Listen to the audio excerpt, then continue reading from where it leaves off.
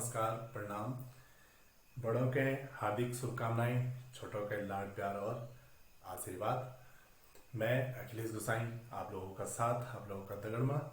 और यहाँ से पिछली वीडियो में हम भाषा का बारे में जानकारी लेनी और भाषा का प्रकार। भाषा क्या है? हमारो एक माध्यम है, एक जरिया है, एक रास्ता है कि अपनी बात दूसरा व्यक्ति का समझाउन, बताउन या पहुँचाउन।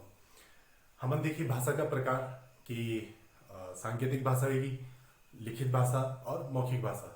एक बार में हम समझी, आज हम समझला भाषा का स्वरूप। आज के जो हमारो पॉइंट रहा वो रहा क्या? भाषा का या भाषा के स्वरूप। तो सबसे पहली बात करना हम कि स्वरूप क्या है। स्वरूप क्या समझला है ना? स्वरूप जो शब्द वो क्या है? तो ये में हम बात करना, हम उपसर्ग पढ़ते हैं हर वीडियो में बात करना। तो ये में भी स्व क्या है? उपसर्ग। ये क्या? उपसर्ग है ना। और ये को अर्थ क्यों दू?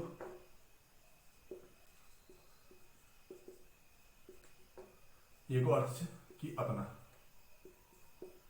यानी कि अगर मैं स्वरूप को शब्द को अर्थ की बात करूं तो वो है अपनो रूप है ना। तो भाषा का अपना रूप का बारे में देखना कि भाषा का रूप क्या क्या छन। जन की मैं ये एक शब्द ले लूं कि स्वभाव। ये में भी क्या? स्व क्या? एक संस्कृत को उपसर्ग जैको अर्थ हो अपना। तो यानी कि ये भी क्या? अपना भाव। और हम अगर बात करें एक शब्द हम लिख दो स्वतंत्र। अभी हमारा स्वतंत्रता दिवस भी आने वाला।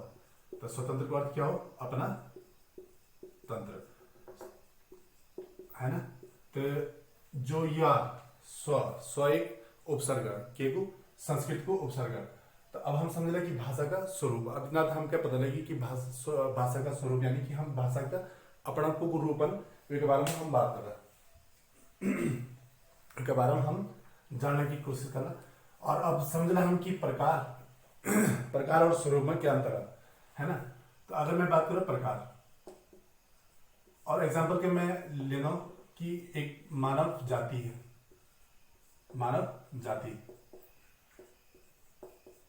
मानव जातियां एक बोल सकता हूं मैं कि एक प्राणियों की जाति क्या? मानव। और ये जो ये का प्रकार होगा। तो सामान्यतः हम दो ही प्रकार पा लेंगे कि स्त्री और पुरुष। और लगभग हर जीव में, हर प्राणी में हम दो भागों में बांट कर दो कि स्त्री पुरुष या फिर नर या मादा। तो अब जो ये हम देखला कि युग जो बाल्यावस्था या जब नवजात शिशु होगी, या फिर एक बात करो मैं कि जब यह एक स्त्री एक बेटी है, फिर एक बहन भी है ना, फिर एक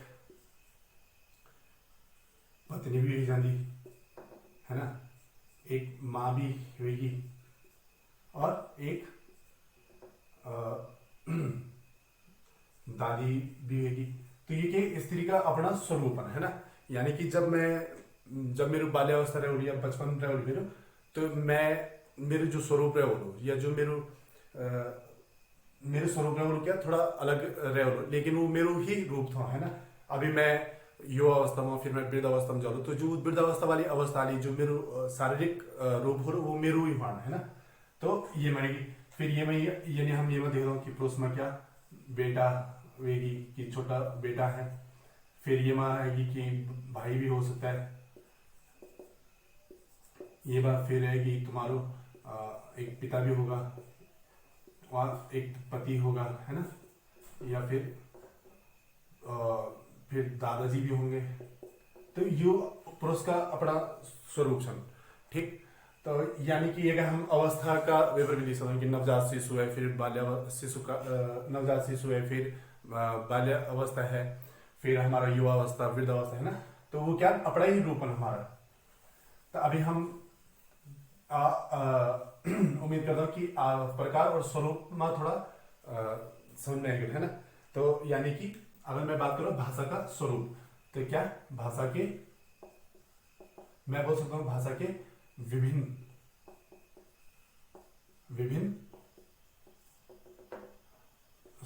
स्वरूप होते हैं, होते हैं।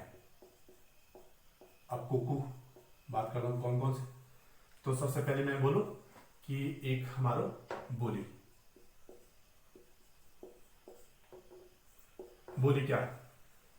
और बोली भाषा को ही अपनो एक स्वरूप है ना।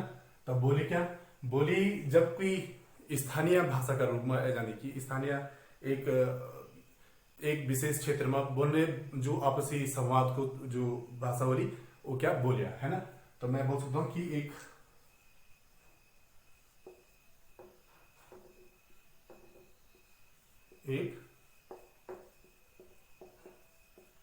सीमित, या फिर मैं जोड़ देता हूं कि सीमित या फिर स्थानीय है ना। सीमित या स्थानीय क्षेत्र में बोली जाने वाली भाषा।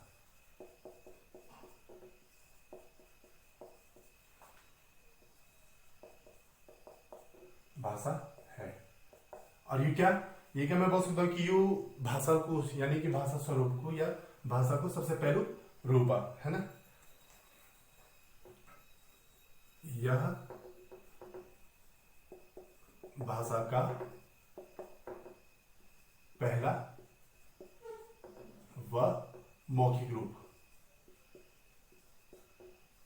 जो हम भाषा के प्रकार में मौखिक भाषा भी देखते हैं, तो यो एक रूप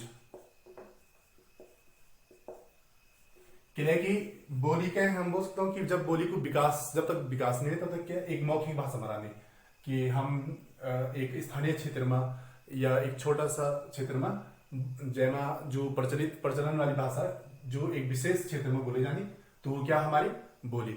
और वो क्या एक भाषा को पहलू रूप या फिर मौखिक रूप है ना। फिर हम बात कर सकता हूं एक और लोक भाषा। लोक भाषा, लोक भाषा में भाषा का समझने से पहले हम क्या समझना पड़ो लोक को अर्थ, कि लोक को क्या अर्थ है ना। तो ये क्या मैं देखूं अगर लोक लोक क्या, तो लोक अर्थ को, लोक शब्द को जो प्रयोग होना ना वे को शाब्दिक अर्थ अलग है, और वे को जो प्रायोगिक रूप है वो प्रतीकात्मक बोल सकता हूं मैं एक तरीके से, कि जो लोक अर्थ हो वो दूसरा, जो हम प्रयोग के आधार पर देखता हूं वो दूसरा अर्थ है ना। तो लोक अपन सुने हो कि स्वर्ग लोक हो गया, नर लोक, सॉरी स्वर्ग लोक हो गया, परलोक हो गया, पाताल लोक हो गया, या फिर जो मैं बोल सकता हूँ कि यमलोक हो, शिवलोक होना है ना। तो लोक पहले हमका समझ पड़ो लोक। तो लोक जो शब्द की उत्पत्ति है वो हमारा संस्कृत भाषा बेटी, यानी कि संस्कृत भाषा का लोक दर्शन है।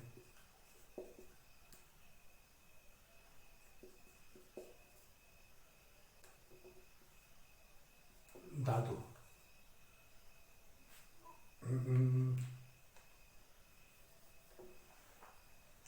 लोक दर्शने धातु से हुआ है।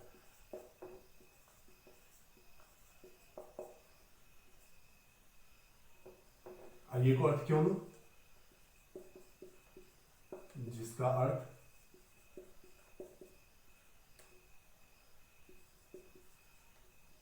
प्रकट या फिर प्रकाशित होना है, प्रकाशित होना है ना। फिर हम देखते हैं कि लोक जो हिंदी भाषा में क्या अर्थ होना लोक को, तो लोक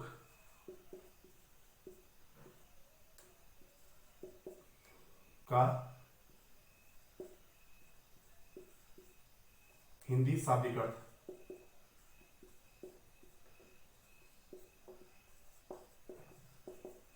हमें क्या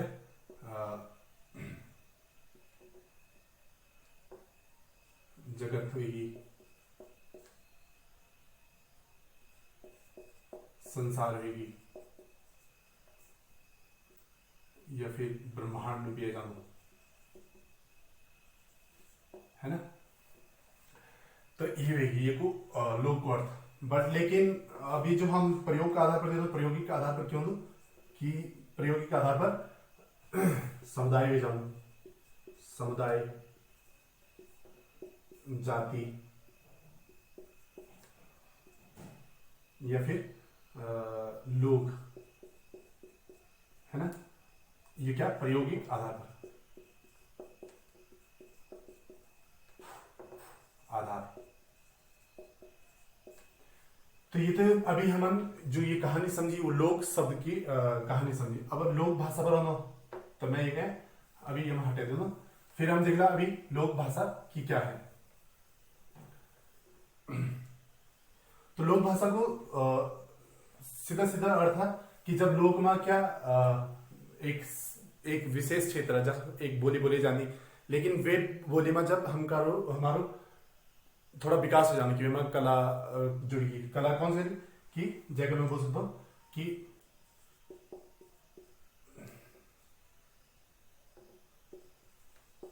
मैं बोल सकता हूं कि किसी बोली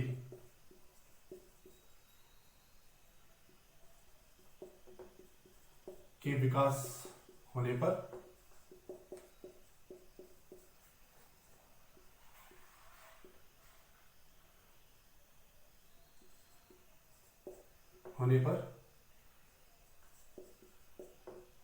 उस बोली में या उस बोली बोले जाने वाले विशेष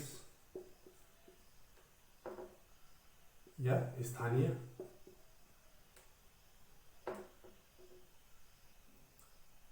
इस विशेष क्षेत्र की लोक कला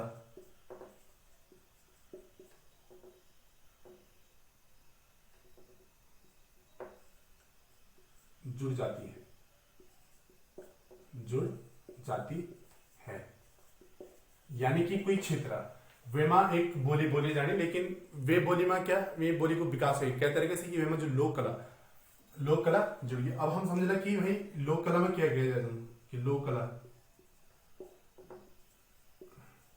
तो लोक कला में क्या कि हमारा सांस्कृतिक यानी कि लोक साहित्य होगी, है ना, लोक साहित्य होगी, या फिर हमारा लोकगीत है, लोकगीत। अब लोकगीत क्या बोला, लोकगीत यानी कि जो गीतों में हमारा स्थानीय रीति रिवाजों के बारे में बात होने लगी कि हमारा मेला कौथी या फिर हमारा भौगोलिक परिस्थितियों के बारे में या हमारा मंदिरों के बारे में। तो लोकगीत या हमारे जो रीति रिवाजन की कार्य जो भी होना है ना, तो लोकगीतों के बारे में वो लोकगीत लोक के बारे में यानी कि स्थानीय बातें हो रही है और स्थानीय बातों की जानकारी लोकगीत होगी, है ना। फिर लोक नृत्य होगी और जो हमारो लोकगीत होना, लोकगीत जो भी गाना रहेगा वो का हम फिर क्या लोक गायक बोलना, है ना, लोक गायक कि जो लोकगीत गाना, ठीक है। तो यह हमारा लोक नृत्य होगी, लोक साहित्य यानी कि हमारी जय बोली में साहित्य लिखाना लगे, और स्थानीय बारह में ये में फिर एक हमारा लोक कथा है जानो, लोक कथा या ये कहीं हम गाथा भी बोलते लोक गाथा,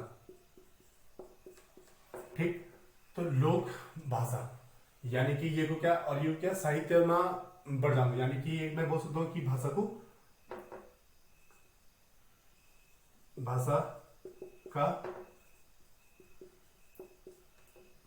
का पहला लिखित स्वरूप भी हो सकता है, ठीक। तो ये तो रहेगी कि लिखित भाषा क्या बोली लोक भाषा हो सकती है कि हाँ जरूर हो सकता है, ठीक। एक दूसरो हमारा ऐसा तो फिर क्या ये से आगे बढ़ के मातृभाषा,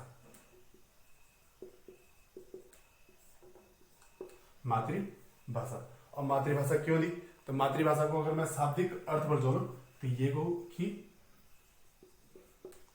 माँ की भाषा। अब मेरी मातृभाषा क्यों आना कि जय माँ जो शब्द यानी कि मेरी मातृभाषा जो भाषा मेरी माँ बोल रही और मेरी माँ की मातृभाषा जो मेरी माँ की माँ बोल रही यानी कि जो मेरी नानी जी बोल रहा है ना, तो मातृभाषा। और ये क्या अगर परिभाषित करो मैं तो परिभाषित करना सॉरी ये क्या अगर हम परिभाषित करें तो क्या करना कि जिस भाषा को हम अपने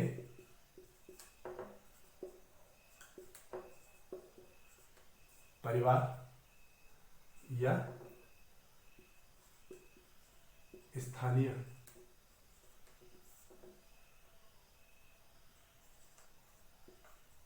क्षेत्र से सीखते हैं,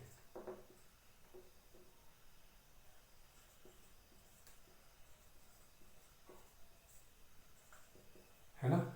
यानी कि जो मेरे परिवार में एक अगर क्या परिवार में छोटू बच्चा और वो बच्चा क्या छोटा बेटी जब मौखिक भाषा सीख लो तो वो कई भाषा के सीख लो मौखिक की। अब यानी कि मातृभाषा हमारी लोक भाषा भी हो सकती और बोली भी हो सकती। मातृभाषा हमारी राष्ट्रीय भाषा भी हो सकती और हमारे वैश्विक भाषा भी। अगर आज का समय की बात वर्तमान समय की बात करो तो कई सारा बच्चे हैं कि जो बचपन से ही इंग्लिश का प्रभाव में जाना और इंग्लिश का प्रयोग आधा बने होना तो उनका वो मातृभाषा भी इंग्लिश वे सकती कि अगर वो का फैमिली या जो वो जब पुराना लगे वो अगर अंग्रेजी को ही प्रचलन है ना, या जो डायरेक्ट हिंदी में एकदम की या कई क्षेत्र है ना कि जब हिंदी भाषी क्षेत्र तो वही में वक्त जो बच्चा होला तो वो एक हिंदी क्या राष्ट्रीय भाषा राष्ट्रीय भाषा तो वे में ही क्या वही बच्चे की फिर मातृभाषा वे जाने है ना। एक तो आएगी फिर एक और हमारे क्या विभाषा विभाषा। अब हम मातृभाषा में मातृ शब्द को अर्थ समझी, लोक भाषा में हम लोक को अर्थ समझी, तो ये में क्या हम विभाषा में वी का समझला कि ये को अर्थ क्या है ना। तो सबसे पहले अगर मैं विभाषा का समझो विभाषा शब्द के तो विभाषा शब्द में जो वी ये क्या उपसर्ग और ये को अर्थ कि शब्द वे को अर्थ छे भिन्न भिन्न है ना। ये के आधार पर मैं दूसरों देखो कि अगर मैं लिखूं विलक्षण विलक्षण तो यानी कि ये को शाब्दिक अर्थ क्या कि भिन्न लक्षण है ना। ये मैं ये के आधार पर देख दो हम एक शब्द देख दो कि कहीं हम देख दो विभिन्न है ना, विभिन्न और भिन्न। तो अगर मैं बात कर रहा हूं विभिन्न तो विभिन्न को अर्थ क्या जानो या तो भिन्न भिन्न होगा भिन्न भिन्न या तो मतलब भिन्न भिन्न अर्थ हो जाने है ना। यानी कि एक तो भिन्न होगी और एक विभिन्न होगी या फिर ये कहीं मैं लिख सकता हूं कि अलग अलग अलग अलग। तो ये हम विभाषा शब्द के समझी। अब अगर मैं ये परिभाषित करो तो परिभाषित मैं कने कर सकता हूं कि विभाषा अगर विभाषा को अर्थ है कि भिन्न लक्षण सॉरी भिन्न भाषा यानी कि एक भाषा नहीं भिन्न भाषा। तो ये क्या कि जब किसी मैं एक बोल सकता हूं कि जब किसी विशेष क्षेत्र में दो या दो से अधिक भाषा प्रचलन भाषा समूह है ना भाषा समूह प्रचलन में हो तो वो क्या विभाषा प्रचलन में हो या मैं बोल सकता हूं कि विभिन्न प्रचलन में होकर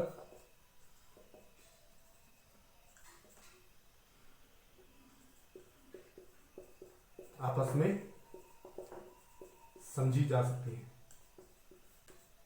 समझी जा सकती है। यानी कि कोई अगर विशेष क्षेत्र और वे क्षेत्र में क्या अलग अलग भाषा बोली जानी है ना, तो वे वो जो अगर मैं कोई भाषा बोलूँ सामने वाला दूसरे बोलूँ और मैं वे की समझने लगी हूँ, वो मेरे समझने लगी है ना, अपनी अपनी भाषा हम बोलने लगे, लेकिन हम समझने एक दूसरे की लगे वे में हमको क्या तीसरी भाषा की जरूरत नहीं पड़ी, तो वो क्या जानो विभाषा है ना। अब हम अगलो प्रकार देखला, अगलो स्वरूप देखला भाषा को, तो वो जानो हमारी संपर्क भाषा है ना, संपर्क की भाषा। और संपर्क की भाषा क्यों नहीं कि भाई नाम में ही हमको पता चलो कि क्या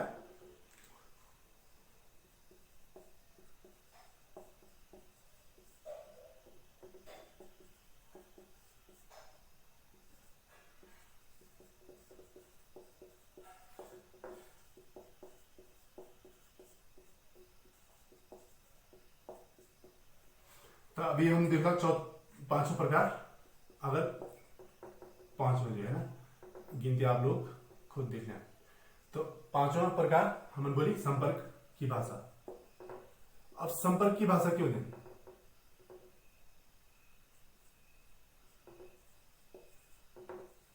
ये हम इंग्लिश में बोल देना लिंक लैंग्वेज है ना।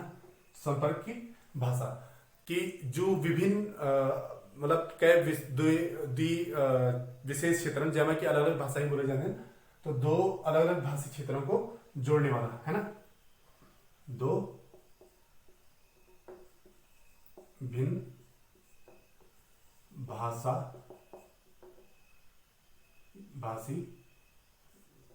भाषी क्षेत्रों को जोड़ने वाला, जोड़ने वाली भाषा। ठीक, अगर मैं एग्जाम्पल क्या बोलूं, उदाहरण के तौर पर बोलूं कि मैं उत्तराखंड में ही हम क्या पहले तो गढ़वाली की बात करूं मैं, तो गढ़वाली ही अलग अलग गढ़वाली का ही लगभग 8 प्रकार है कि भाई अलग क्षेत्र में थोड़ा लहजा चेंज हो जाना, थोड़ा शब्द चेंज हो जाना। फिर जैसे जन कुमाऊनी भी है तो कुमाऊनी भी अलग अलग। लेकिन अगर मैं बात करूं कि अगर मैं जौनसार क्षेत्र में चल गया और वो मैं क्या जौनसारी इतना प्रॉपर आਉਂदी नहीं, तो और जो जौनसारी स्थानीय लोग हो रहे हैं उनका गढ़वाली के बारे में उतना प्रॉपर पता नहीं, तो हम क्या फिर हम एक लैंग्वेज उठे जाने, एक भाषा उठे जाने कि जो वे का भी कॉमन हो रही, मैं का भी कॉमन हो रही है ना। तो हम सामान्यतः क्या कि हिंदी भाषा एक हम हिंदी भाषा में वार्तालाप कर संवाद कर, तो हिंदी भाषा वे का भी कॉमन मैं का भी कॉमन है, तो ये हमारी क्यों है, ये हम हमारे क्या मानो संपर्क मानो, तो वो संपर्क की भाषा। या फिर हम देखते हो कि भाई आधिकारिक तौर पर क्यों दो कि जो भी अलग अलग भाषी का राज्य, या हम दक्षिण भारत की बात करो, दक्षिण भारत का दक्षिणी राज्य एक राज्य और दूसरा राज्य अगर आधिकारिक तौर पर पत्राचार या फिर हमारो आधिकारिक क्रिया करो, तो वे के खातिर जो भी हमारो राजकाज हो, तो वे के हम एक भाषा उठाना कि जो दोनों का मतलब द्वि राज्यों का कॉमन हो जाने है ना। या फिर केंद्र और राज्यों के बीच कुछ वाद विवाद चलो, तो जो भी वार्तालाप हो रही या पत्रकारिता हो रही, तो वे में हम एक भाषा उठाओ कि जो द्विभाषी या द्वि राज्य या द्वि क्षेत्रों के एक संपर्क की भाषा हो जा रही है ना। अभी वर्तमान में भारत की बात करो, तो भारत का परिप्रेक्ष्य में या केंद्र का परिप्रेक्ष्य में हम अंग्रेजी के स्थानीय नहीं, अंग्रेजी का हम संपर्क की भाषा कर देना है ना। तो हम बोल सकते हैं कि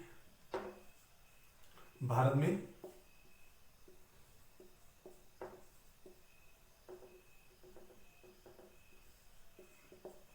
वर्तमान समय में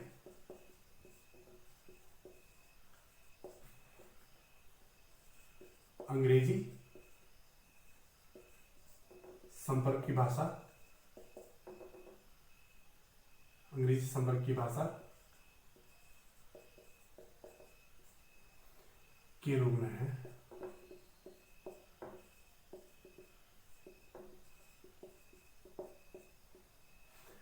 ठीक, फिर जो हमारो नेक्स्ट स्वरूप हो कि वे जाने क्या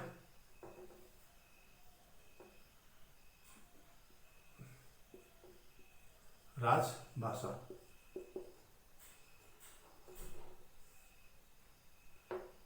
ठीक, राजभाषा। राजभाषा क्या है? तो मैं अगर सीधा सीधा बात करूं तो ये क्या मैं बोल सकता हूं कि काज की भाषा है ना। तो यानी कि जो भी हमारा एक अन्य भाषा कि जो हमारा सरकारी काम काजों में आएगी तो हमारी आधिकारिक भाषा भी बोल सकते हैं, या आधिकारिक भाषा होगी, प्रशासकीय भाषा होगी, है ना। तो यानी कि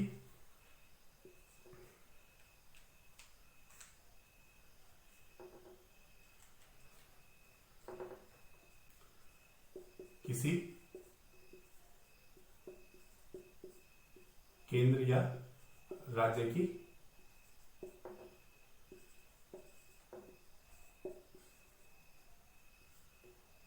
राजकाज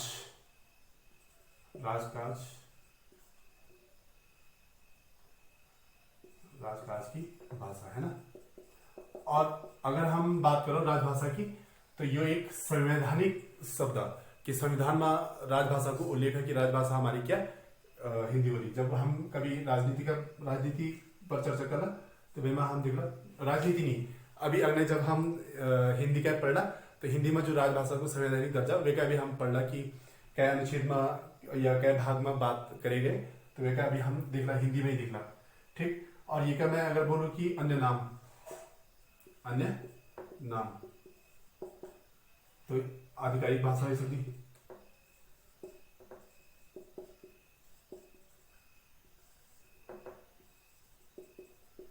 या फिर प्रशासकीय भाषा से भी, प्रशासकीय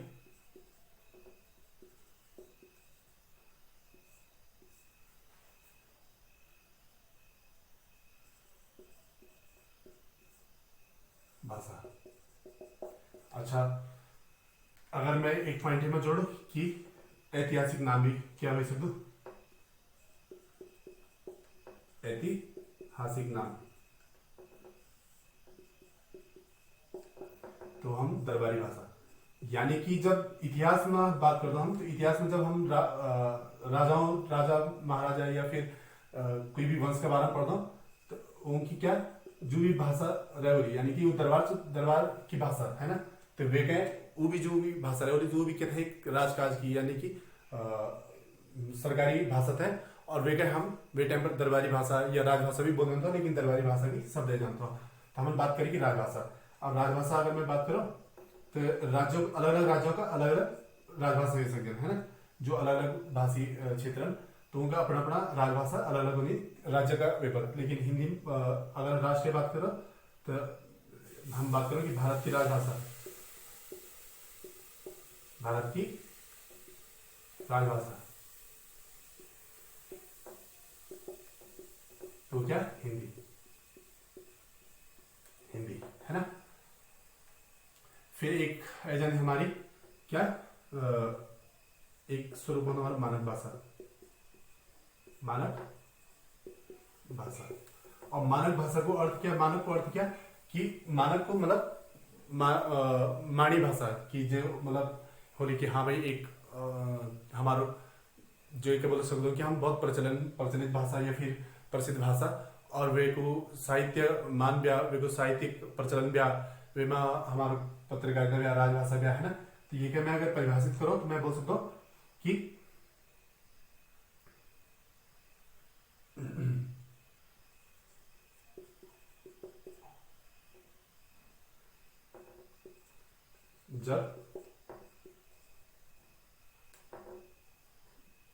जब कोई भाषा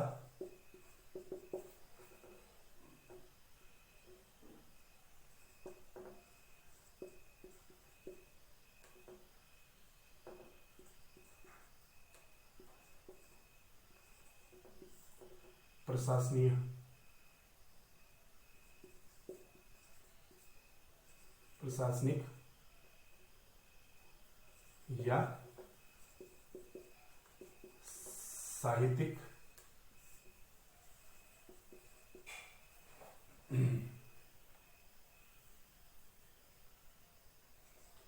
या संवैधानिक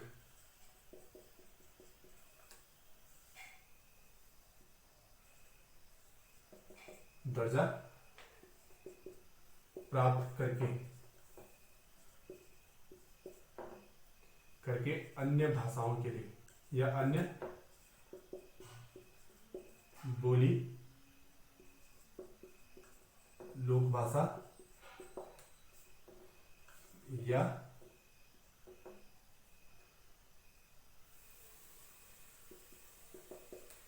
भाषाओं के लिए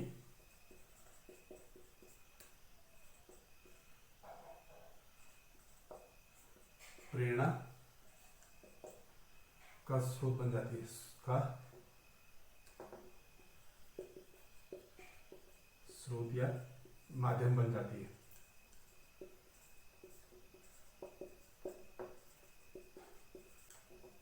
ठीक है ना। यानी कि मानक भाषा, मानकीकरण हुई ना देखो कि भाई कोई भाषा वो प्रशासनिक तौर पर के राज्य की या केंद्र में राजभाषा बनेगी, प्रशासनिक आधिकारिक भाषा बनेगी।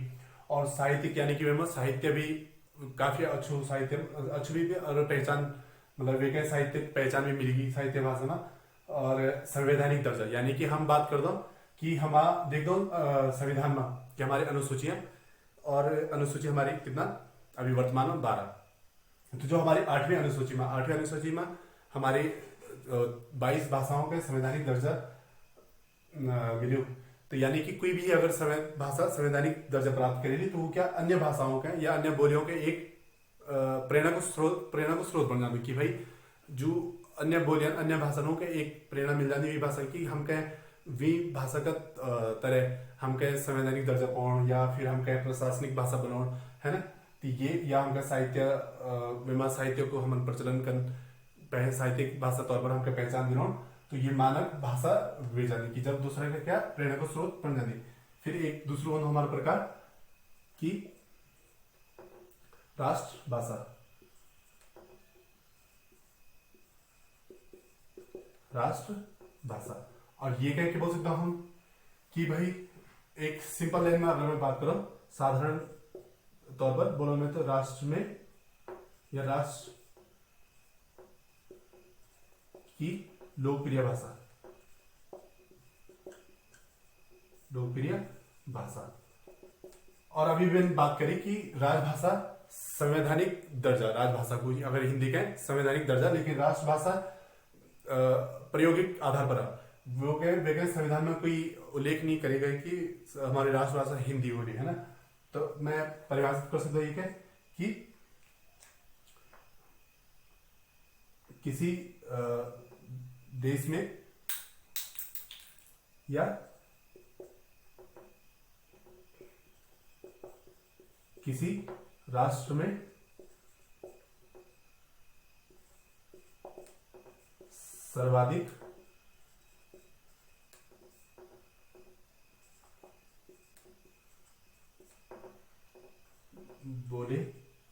बोली जाने वाली भाषा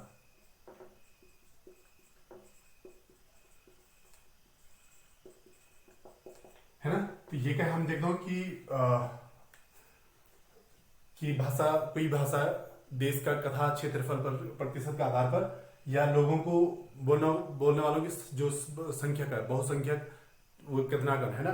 तो जो भी हमारे अगर मैं बात करूं हिंदी राष्ट्रभाषा तो इलाका किले की जो भारत कुछ क्षेत्रफल या जो भारत की जनसंख्या वेमा जो सबसे ज्यादा भाषा बोले जाती है वो हिंदी बोली जाती यानी कि क्षेत्र में भी और लोगों की जनसंख्या का तौर पर भी है ना। तो वो राष्ट्रभाषा हुई जाती। तो आज अमन स्वरूप का बारे में पढ़ी और आशा उम्मीद कर दो कि आप प्रकार और स्वरूप ये में भी समझ गए होगा कि भाई क्या अंतरा प्रकार क्यों होना और स्वरूप क्यों होना। और हम भाषा का रूप में भी देख कि भाषा का स्वरूप की क्यों बोली क्या लोक भाषा क्या छे और हमारा संपर्क की भाषा राजभाषा मानक भाषा है ना यू के बारे में। और आशा उम्मीद विश्वास कर लूँ कि आप लोगों के पसंद आई हो अच्छी लगी हो और कुछ जानकारी प्राप्त हुई बोली। बाकी आप लोगों को बहुत बहुत धन्यवाद साथी कि आप लोग अंत तक बने रहे हैं अंत तक देखना रहे हैं। और अभी हम अगने मिला कि हिंदी भाषा को वर्गीकरण ये कह पढ़ना हम, फिर हम अगने हिंदी भाषा को विकास पढ़ना, और फिर हम हिंदी भाषा को संवैधानिक महत्व, संविधान में क्या वर्णन करेंगे ये क्या पढ़ना। बाकी आप लोगों को बहुत बहुत धन्यवाद। मिला अगला एक नया टॉपिक के साथ, एक नया जोश उमंग का दगड़ा। आप लोगों को तब तक धन्यवाद, प्रणाम, नमस्कार, जय हिंद, जय भारत, जय उत्तराखंड, नमस्ते, प्रणाम।